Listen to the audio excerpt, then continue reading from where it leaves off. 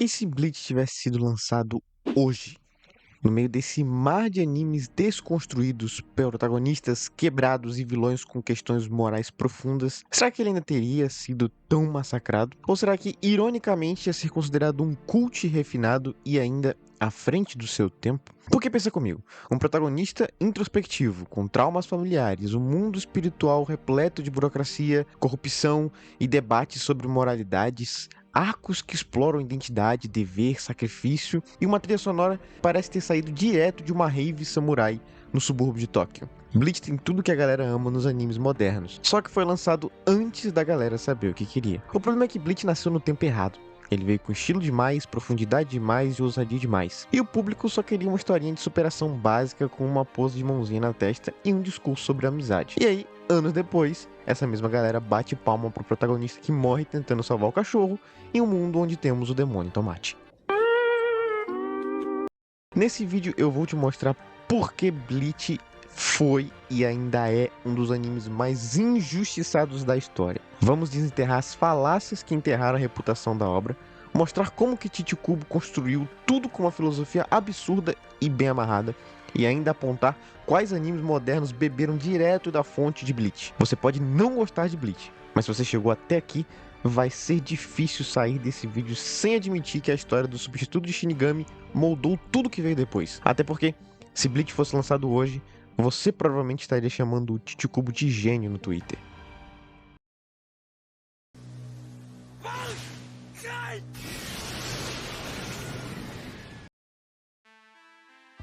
Antes de começar, eu queria apenas dizer duas coisas. Primeiro, esse vídeo existe por causa da minha paixão por Bleach, claro. E segundo, esse é um vídeo dedicado aos meus amigos que compartilham esse mesmo sentimento. Especialmente você, Vitão, que basicamente entra no modo Vasto Lorde toda vez que alguém fala mal do anime sem ter visto nada.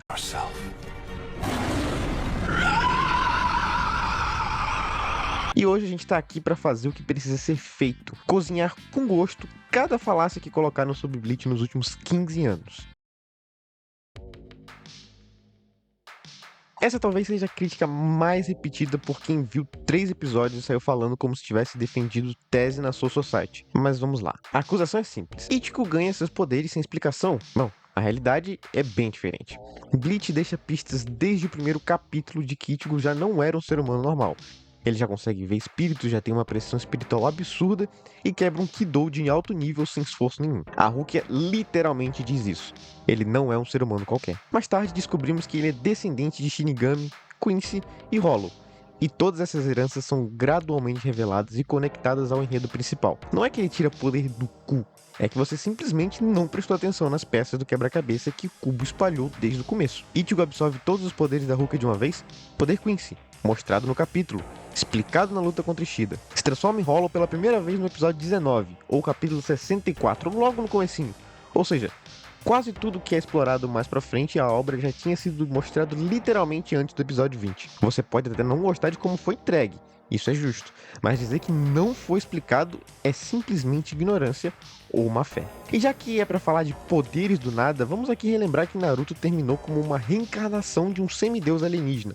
E isso ninguém questiona. Goku aprende teletransporte de uns caras que ele simplesmente conheceu por acidente num planeta aleatório. E Luffy agora literalmente manipula a realidade porque é engraçado. Ah, mas foi explicado o Deus Nika lá no arco de Skypiea e não sei o que. Foi sim, tá bom.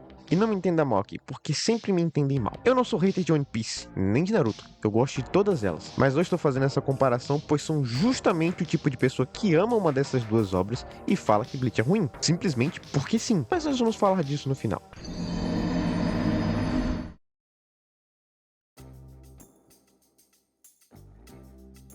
Essa aqui é clássica.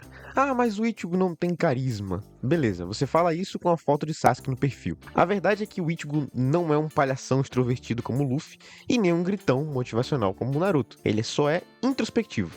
Ele é quieto e responsável. E pode ser que você não goste, mas com certeza não é ruim. Ichigo não quer ser o maior, ele não quer salvar o mundo, ele não quer ser herói, ele só quer proteger quem ama e lidar com a avalanche de merda que o mundo joga nas costas dele. Ele não move a história se move até ele, e ele reage como qualquer humano reativo e realista faria. E aí vem a ironia. Essa mesma estrutura que o pessoal usava para criticar o Ichigo lá atrás é a mesma que hoje a galera aplaude em Jujutsu Kaisen com Itadori. Um protagonista que reage ao mundo, que não quer ser o mais forte, que só quer ajudar os outros e acaba sofrendo as consequências por isso. Mas agora é profundo. Ichigo é tão sólido como protagonista que ele começa o anime com o mesmo desejo que mantém até o final: proteger os outros. A diferença é que ele aprende o custo disso. Ele não muda o objetivo. Ele amadurece o que isso significa.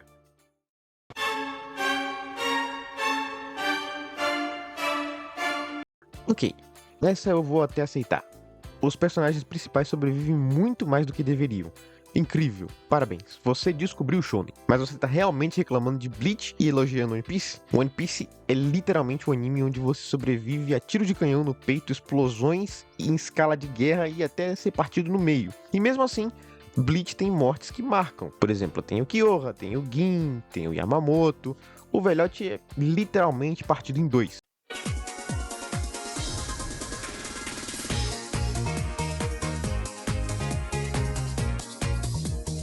A gente pode falar que foi uma morte meio... talvez, mas foi uma morte certamente. Além disso, nós temos o Nohana, o Kitaki e muitos outros aí que foram de arrasta. A lista é maior do que a galera lembra. O problema é que quando o Bleach mata, não é só no grito, é com um propósito. E muitas dessas mortes só ganharam peso na temporada atual, o que prova que Kubo estava guardando o impacto para o momento certo.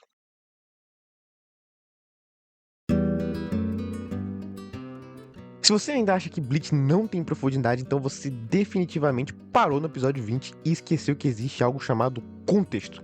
Essa é a crítica que precisa ser analisada com mais calma, porque a verdade é que a construção narrativa de Bleach é muito mais complexa do que parece. E é justamente sobre isso que nós vamos falar agora. Porque se tem uma coisa que o Tite Kubo nunca fez, foi escrever algo sem intenção. No próximo capítulo a gente vai mergulhar na estrutura narrativa, nas simbologias e na filosofia por trás de Bleach, desde os poderes até as bancais, passando por conceitos do budismo japonês e o verdadeiro sentido da morte desse universo. Se você acha que Bleach não tem profundidade, então se prepara. A partir daqui você vai começar a entender o quanto Kubo pensou em cada detalhe.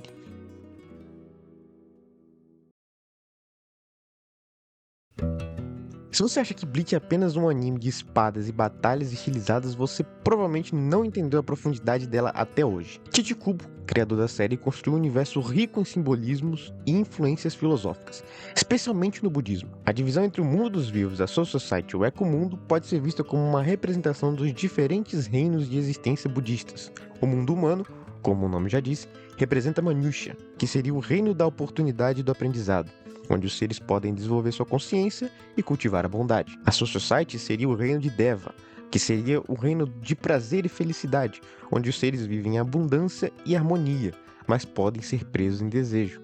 O Ecomundo seria o reino dos fantasmas, que seria o reino de desejo insaciável e sofrimento, onde os seres sofrem com sede, fome e ganância. E por aí vai. Ao total são 6 reinos que também estão presentes em toda a obra de Bleach. Além disso, Aizen foi inspirado na divindade budista Aizen Myo, conhecida por transformar desejos mundanos em iluminação espiritual, algo que tem a ver com o próprio arco do personagem em si. Ainda nesse contexto, Bleach é notável por sua fusão de elementos culturais. Os nomes e habilidades dos personagens frequentemente incorporam palavras de diferentes idiomas, como japonês, espanhol, alemão e inglês, o que difere cada grupo e cada mundo especificamente. O próprio Kubo afirmou isso em entrevista.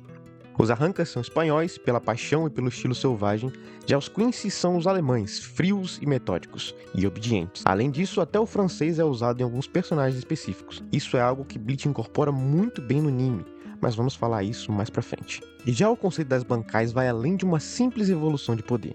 Kubo projetou a Bankai como uma extensão da alma do personagem, exigindo autoconhecimento e aceitação de si mesmo. Essa ideia está alinhada com as práticas budistas de introspecção e compreensão da verdadeira natureza do eu. Isso é trabalhado individualmente em cada personagem, onde a Shikai representa o que cada um mostra para o mundo afora e a Bankai o que cada um representa de verdade. A Shikai de Soifon, por exemplo, Suzumebachi, é uma extensão da sua identidade como uma da líder das unidades móveis secretas. Ela vira uma luva com um ferrão no dedo médio, permitindo ataques rápidos e letais.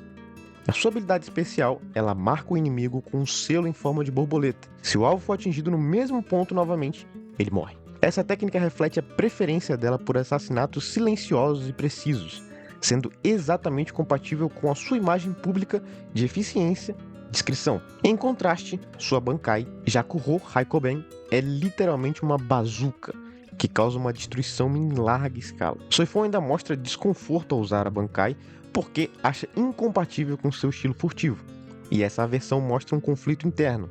Enquanto sua Shikai representa o eu, que ela projeta ao mundo, controlado e preciso, sua Bankai expõe um lado reprimido, capaz de devastação total, simbolizando emoções intensas e talvez até não reconhecidas. Já Shunsui tem a Shikai Katenkyokutsu, que permite que ele transforme jogos infantis em regras de combate, como não pisar nas sombras ou quem ataca primeiro perde. Essa habilidade reflete a personalidade do próprio Shunsui, descontraída e brincalhona, o que mostra um homem que prefere evitar confrontos diretos e mascarar sua seriedade com humor. Já a Bankai, dividida em 4 atos, transforma todo o campo de batalha em uma atmosfera sombria e teatral, onde tanto ele quanto os inimigos compartilham ferimentos, desesperos e, eventualmente, a morte. Cada ato representa uma faceta de tragédias humanas, como doenças e afogamentos, terminando em uma única execução simbólica. Sua Bankai mostra o verdadeiro eu de Shunsui, um homem profundamente consciente das dores e sacrifícios da vida, disposto a carregar o fardo da morte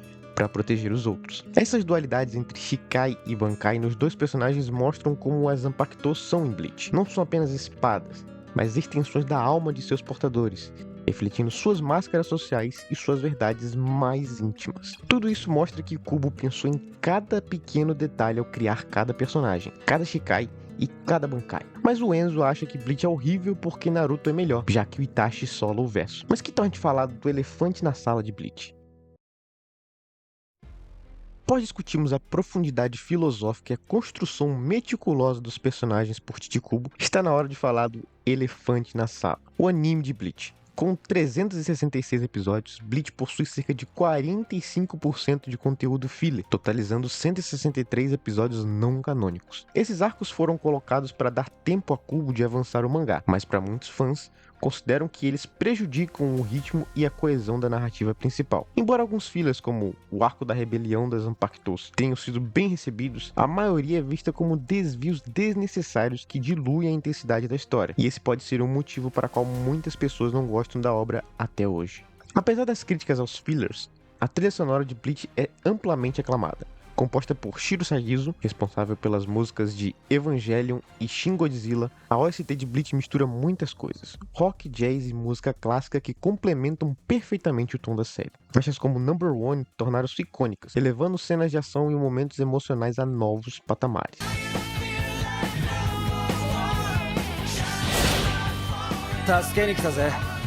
Bleach também é conhecido por seu elenco diversificado e carismático. Shinji Hirako, com sua personagem enigmática, representa a complexidade dos Vizards. Aizen é frequentemente citado como um dos vilões mais intrigantes dos animes, tendo debate até se poderia ser considerado um dos melhores. Zaraki, meu personagem favorito inclusive, personifica o puro desejo do combate, trazendo intensidade e imprevisibilidade a cada aparição. E depois de muito tempo, Bleach voltou com uma adaptação do arco da Guerra dos Mil Anos. A nova temporada está com uma animação surreal de boas, coreografias e lutas insanas, seguindo à risca o material original. Inclusive o próprio Kubo está ajudando com algumas cenas extras que faltaram no mangá. Críticos e fãs estão elogiando o anime por reviver a franquia, com destaque na melhoria da narrativa e na apresentação visual. Mas antes de chegarmos no ponto mais importante desse vídeo, eu queria te avisar que o nosso servidor do canal já está no ar, e em breve nós vamos ter um sistema de membros com benefícios exclusivos e eventos. Então se quiser bater um papo comigo e com a galera, o link vai estar aqui embaixo na descrição. Depois de falar sobre aspectos filosóficos, narrativos e audiovisuais de Bleach, é hora de falar sobre a parte mais importante de Bleach, o que ele trouxe para os shounens modernos. Claro que One Piece e Naruto foram marcos únicos na história dos animes, mas de alguma forma, mesmo sendo tão gigantescos, eles não fizeram o que Bleach fez, que foi criar uma nova geração inteira inspirada no que Kubo criou. Bleach introduziu elementos que se tornaram padrão em muitos shounens hoje em dia. Por exemplo, o próprio caso do protagonista ter várias linhagens. Ichigo é ao mesmo tempo humano, Shinigami, Quincy e Hollow. Esse modelo de várias combinações para a linhagem do personagem também é usado em Itadori e Asta. Além disso, temos as organizações e as hierarquias de Bleach. A estrutura da Soul Society com os capitães e todo o sistema hierárquico de Bleach inspirou sistemas semelhantes. Kimetsu é o maior exemplo, onde os Hashiras e seus subordinados são bem parecidos com o modelo usado na Soul Society. Essas obras não só se inspiraram, como vários criadores de animes modernos reconheceram a influência de Bleach em suas obras. Hideki Tami, de Jujutsu Kaisen, mencionou que Bleach foi uma das principais inspirações para sua série. E o Tabata, de Black Clover, também reconheceu a influência de Bleach para o seu trabalho. Chichikubo também é conhecido por seu estilo artístico distinto, com designs elegantes e cenas de ação bem estilizadas. Essa abordagem influenciou a forma como muitos animes modernos são visualmente criados. Hoje em dia, as cenas bem coreografadas se tornaram algo muito aceito pela comunidade de animes, e isso tem um motivo. One Piece e Naruto também têm um estilo de luta interessante, mas foi graças a Bleach que vemos lutas muito mais elaboradas e muito mais bem estilizadas. Embora Bleach tenha sido subestimado muitas vezes, o seu impacto é inegável. A obra não apenas definiu tendências na época do Big Three, mas também estabeleceu alguns fundamentos que continuam a influenciar o gênero de shounen até hoje. Hoje nós vivemos numa época onde a opinião de um influenciador pode moldar a percepção de muita gente. No caso de Bleach, isso se traduziu em críticas, que muitas vezes foram amplificadas pelas redes sociais, onde é criada uma narrativa ruim que nem sempre é o que a obra realmente é. Influenciadores populares que muitas vezes dão suas opiniões desfavoráveis sobre Bleach sem o conhecimento adequado contribuíram para a criação de uma visão totalmente rasa e ridícula da obra. A pior parte é que esse ponto de vista foi abraçado por muitos que, sem nem sequer ter visto 15% da obra, passaram a replicar essas críticas. Qual o pior anime do mundo? Bleach. Por quê? Eu não sei, gente. Eu não compactuo com anime. Criando um ciclo de desinformação. Fora isso, as fandoms de outras séries como One Piece e Naruto frequentemente exaltam suas obras favoritas enquanto desmerecem outras, principalmente Bleach, por motivos que eu sinceramente não faço ideia de qual seja. Essa ideia de competição entre os fandoms cria muitos estereótipos e dificulta consideravelmente a percepção de alguém que vai assistir a obra hoje em dia. É fundamental que os fãs e as pessoas que vão ver a obra hoje em dia tenham suas próprias opiniões sobre o que Bleach é de verdade, se baseando somente na experiência direta com a obra, e não apenas com ideias malucas e falácias amplificadas nas redes sociais. Se você chegou até aqui e gostou, você vai comentar aí embaixo. Somos todos cubólogos. Deixe seu like, se inscreve aí, ativa o sininho para mais vídeos como esse, entra no nosso servidor de Discord, a questão que vos fala e fui.